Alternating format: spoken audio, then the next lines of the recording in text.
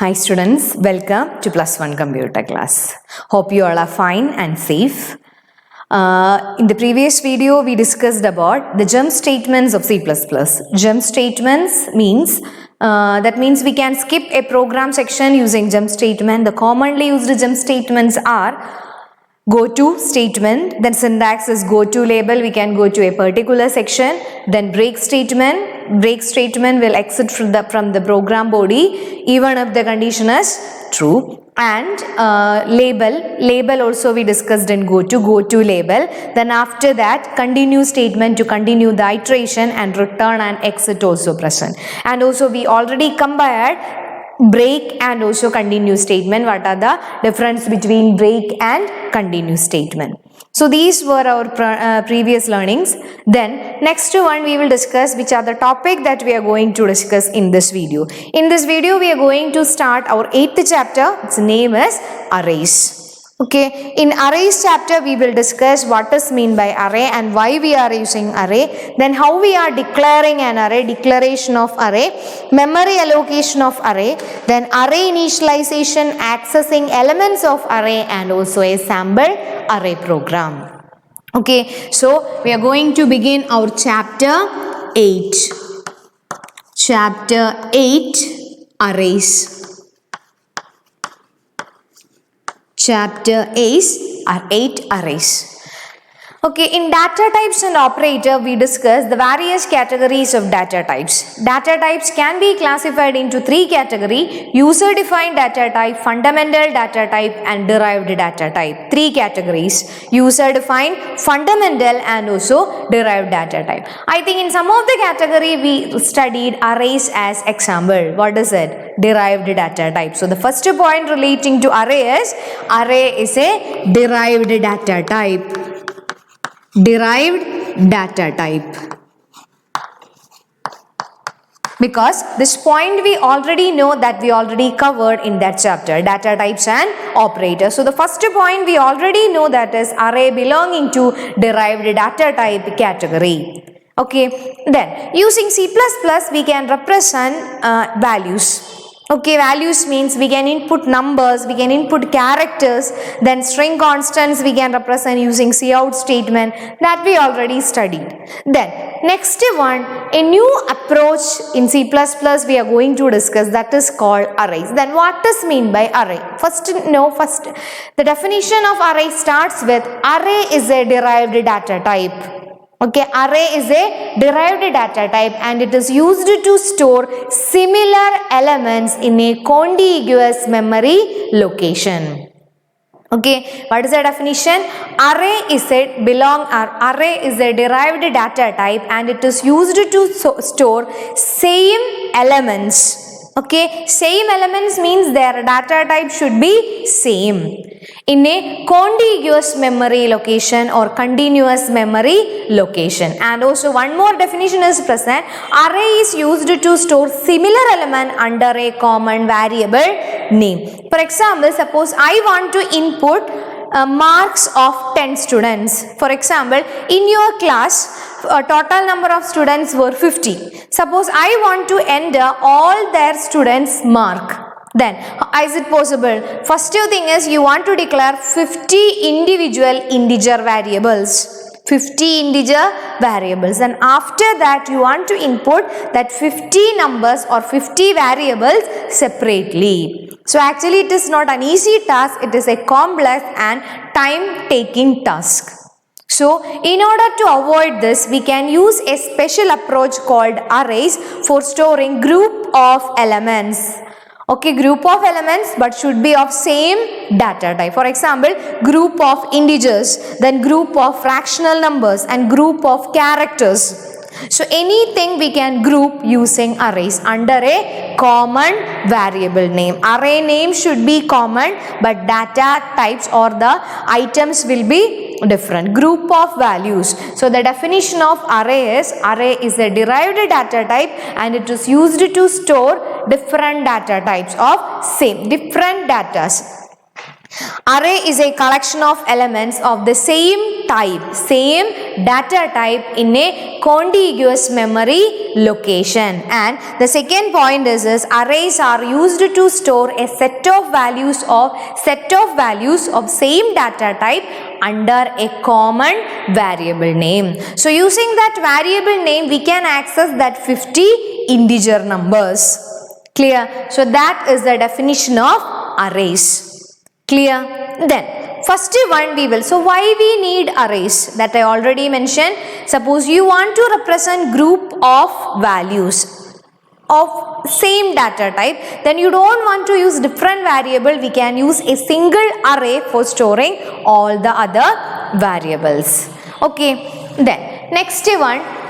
You know, C++ is used static memory allocation, or C++ programming uses static memory allocation. Static memory allocation means before the compilation, memory want to allocate.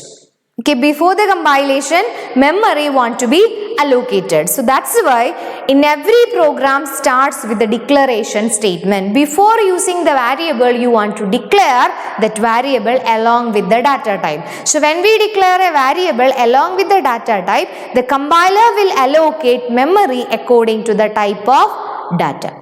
Okay, compiler will allocate memory according to the type of data. So that's why even if when you are starting a program, before that you want to declare that variables first.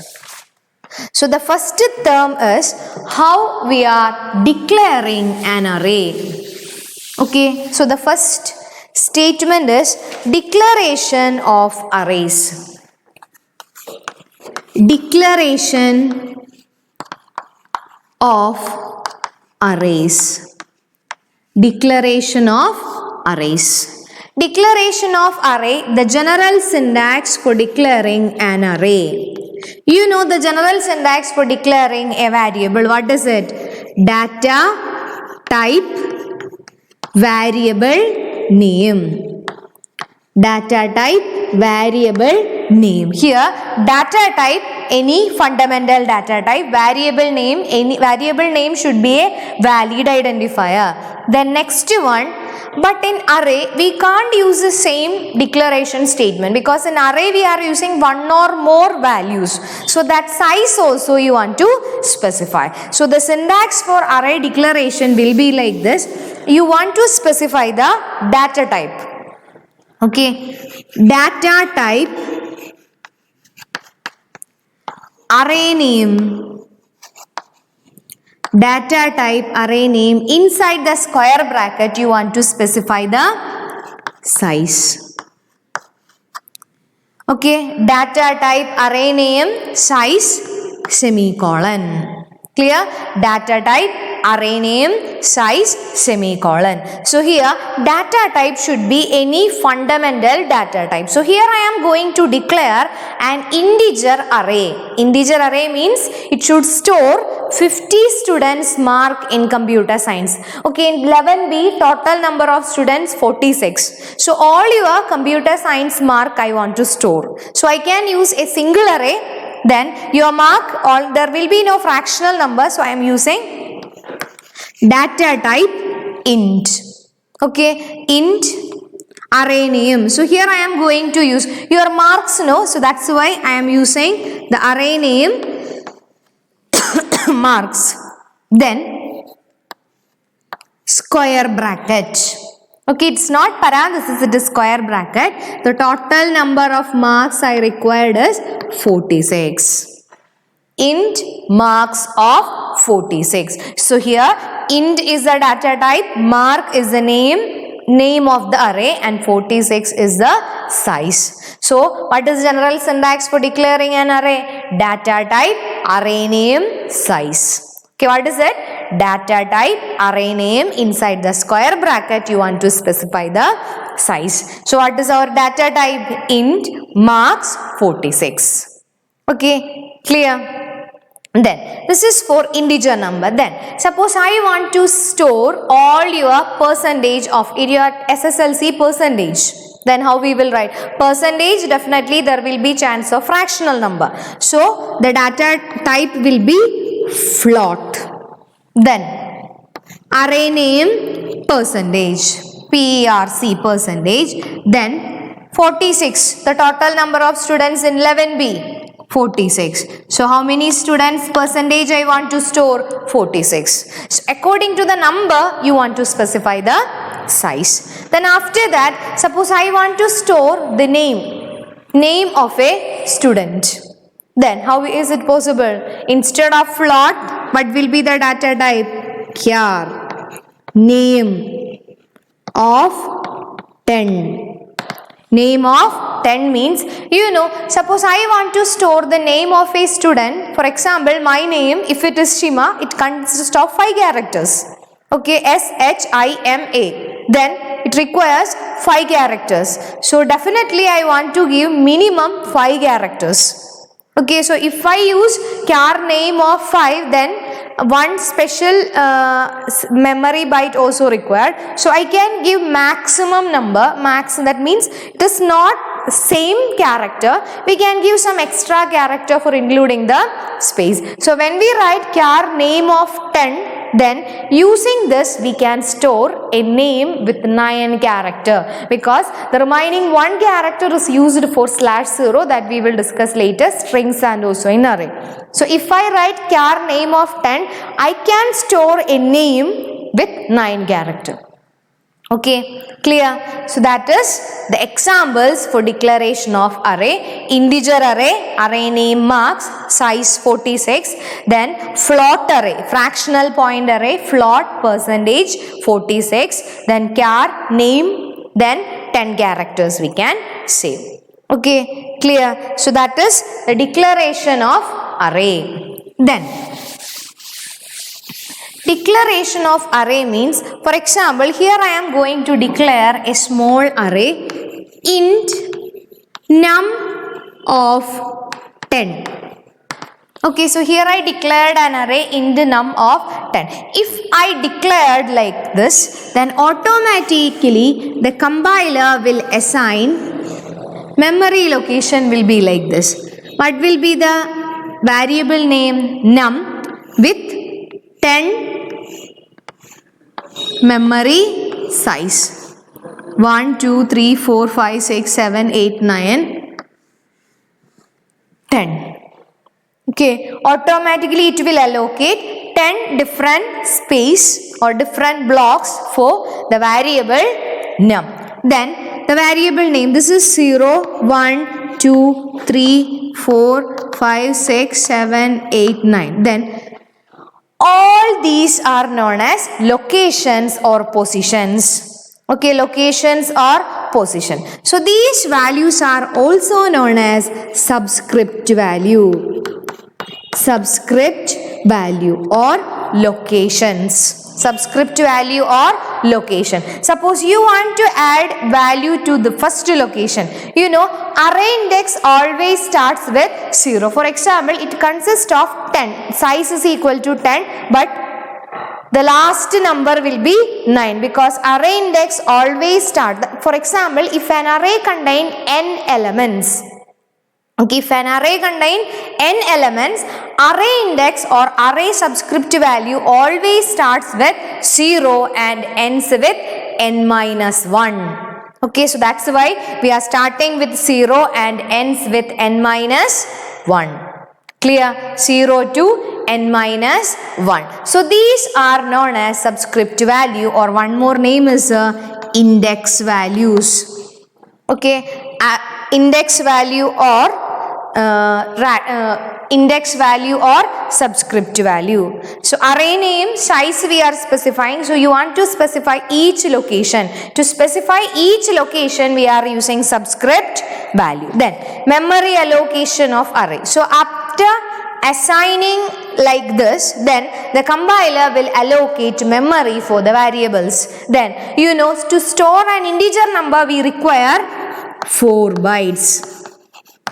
Okay, the number of bytes is equal to 4 bytes. So if we write like this, then so this is the normal representation. Then the memory allocation of array will be like this. memory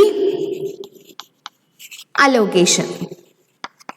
Memory allocation. For example, int num of 4. Okay, I am declaring an integer array with 4 elements. Then automatically the compiler will divide it into 4, 2, 3, 4. 4 different sections. The first value, subscript value will be 0, 1, 2 and 3. Then, to store a single or to store an integer number, compiler uses 4 bytes. So, the first location again divided into 4, 1000, 1001, 1002, 1003. This is to represent 0. 0 not num of 0.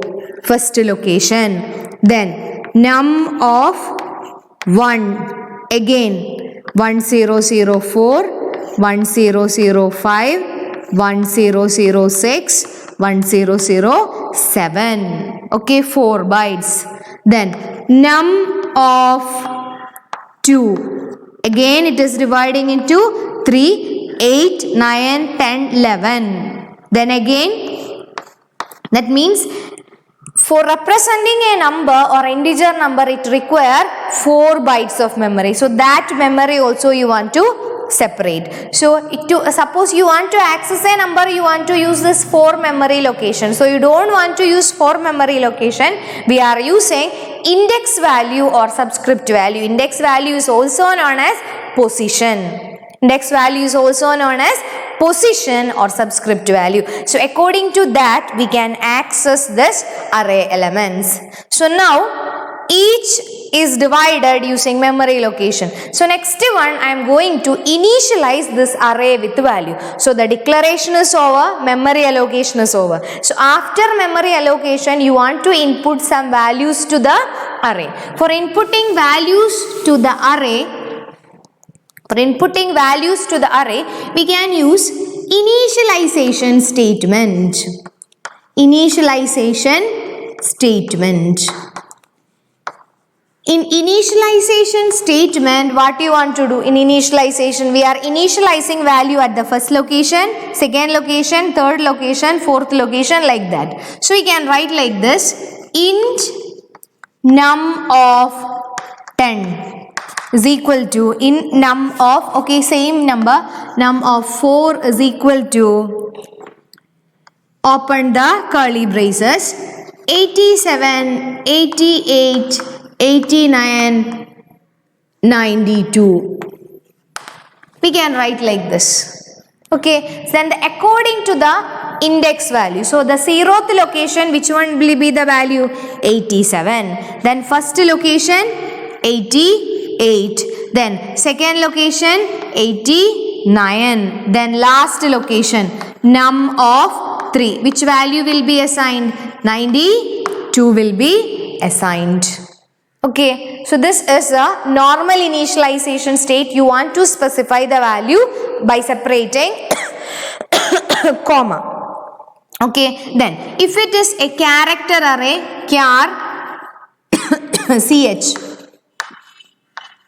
of 5. So we can input any of the characters like S, comma, D, comma, M, comma, S, X, comma, Y.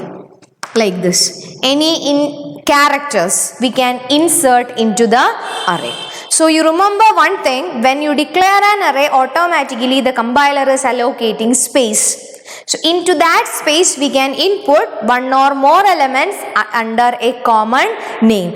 In this array, name is common, index locations are different. In each location we are inserting one value. So this is a initialization statement, how we are initializing value.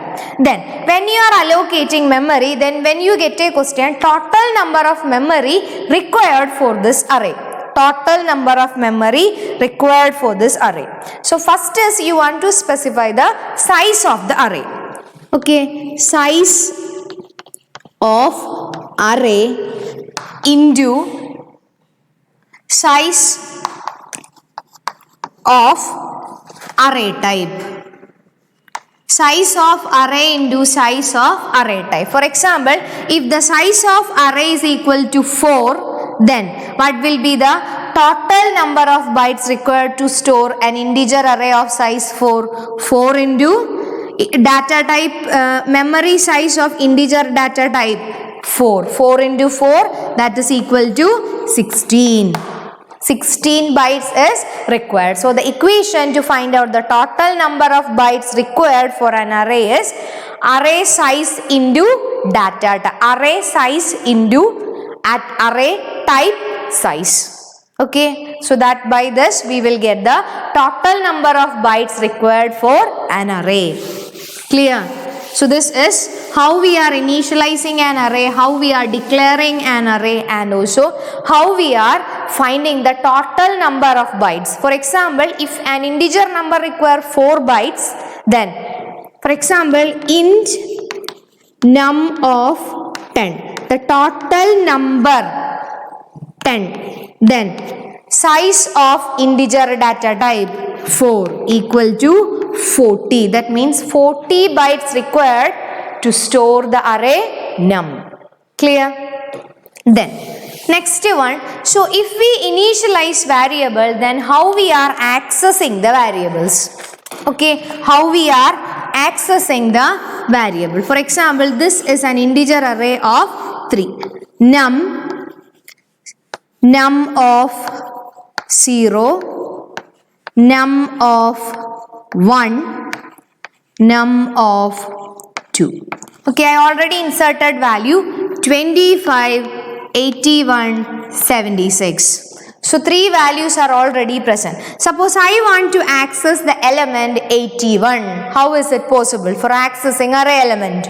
I want to use cout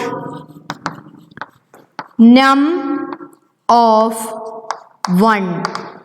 If I write cout num of 1, what will happen? Compiler will access the value present at the second location or a value present at the index value 1. Value present at index value is 81.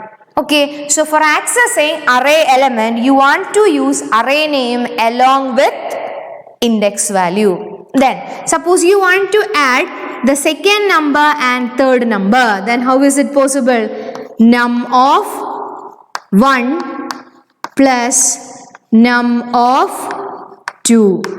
If we write num of 1 plus num of 2, what will happen? Num of 1, that means array present at the first index value equal to 81 plus value present at num of 2, 76. 81 plus 76.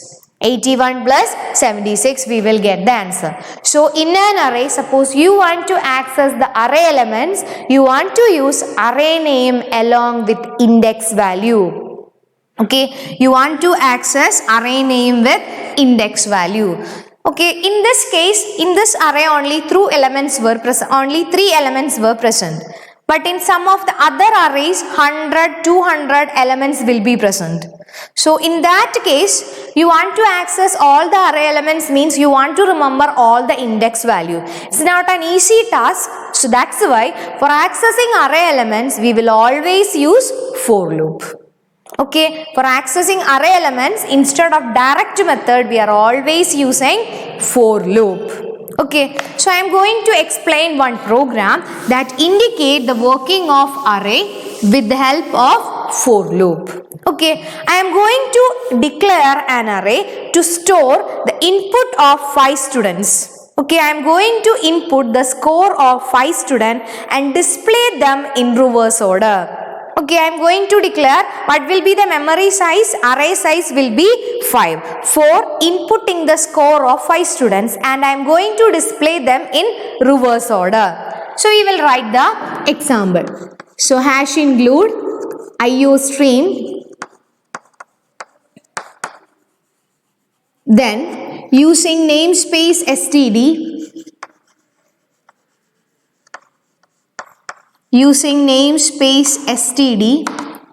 int main, open the bracket. into main, open the bracket. So here I am going to declare an integer array with size 5. So here it is int score of 5. We know the size, so that's why score of 5. Then here I am going to use a loop control variable called I. So here I declared two variables.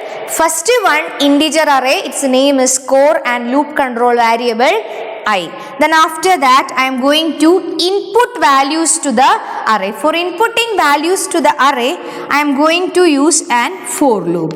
For I equal to 0, I less than 5, I plus plus. Then C out, enter the score. Enter the score. Then C in score of I, square bracket. Okay, this is for reading purpose. Then for I equal to 0, I equal to 4, I less than or equal to I greater than or equal to 0, I minus minus. C out score of I slash t. Return 0, close the bracket. Okay, so this section for reading. Okay, this is for reading purpose, and this for loop is for display. This is for display. So I will explain the first one, the declaration statement. So I declared an integer array score of 5 with 5 elements. So this is score of 0, score of 1, then 2, 3 and 4. Okay, then first I want to input value to the 0th location, first location, second location, third location, fourth location, like that. For that I am using for loop for I equal to 0. So we are starting from the first location. I equal to 0, I less than 5. Then the body of the loop will execute. What is the body of the loop? Enter the score. Okay, then we can input a value. The first I inputted 25. Then again I will change to 1. Then again I want to input value to the first location 21. Second 20. Then third location 19. Then fourth location 23. After the fourth location I less than 5 condition false. Okay, so the for loop will not execute. The program control will go to the next for loop. This for loop, then please look here, score of I.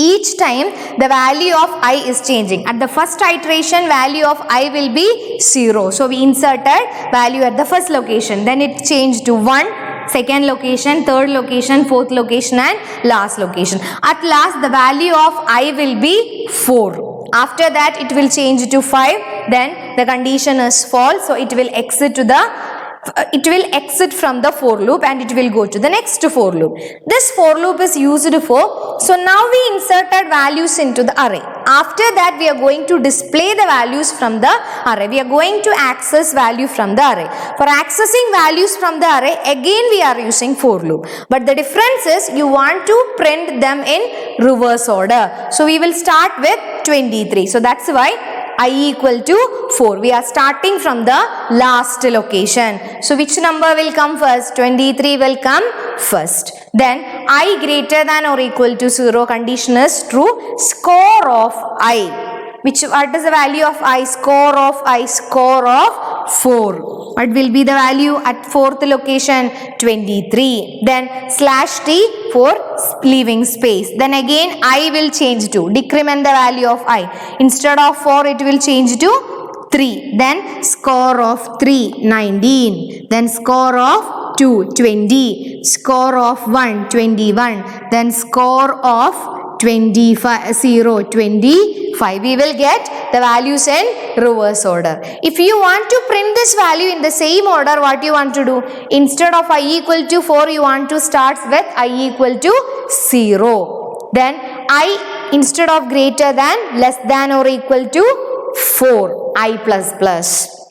Okay, you want to modify the for loop. There will be no change in the first for loop, it will remain same. But in the second for loop, if you want to print in normal order, then instead of I equal to 4, I equal to 1. I less than or equal to 0, I plus plus. Then score of I slash t return 0. Clear? So this is the looping statement, and this is a sample array program that implements the working of array. We can read an array or we can input values into the array. After that we can access that value using another for loop.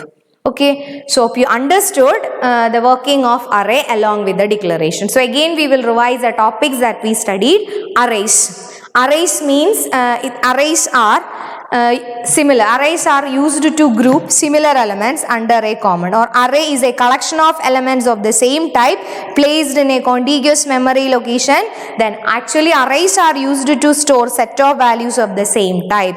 Then after that we studied about the declaration of array. Then initialization, memory allocation. Along with that we discussed about a program for reading an array and display them in descending order. Then these are the points that we discussed, and also you want to write some questions in your notebook. The first question is what is an array, then how memory is allocated for a single dimensional array, then next one, what does mean by declaration statement, or explain declaration statement using with the help of an example. So these questions you want to write in your notebook. The remaining sections of array we will discuss in the next video. Okay, then thank you.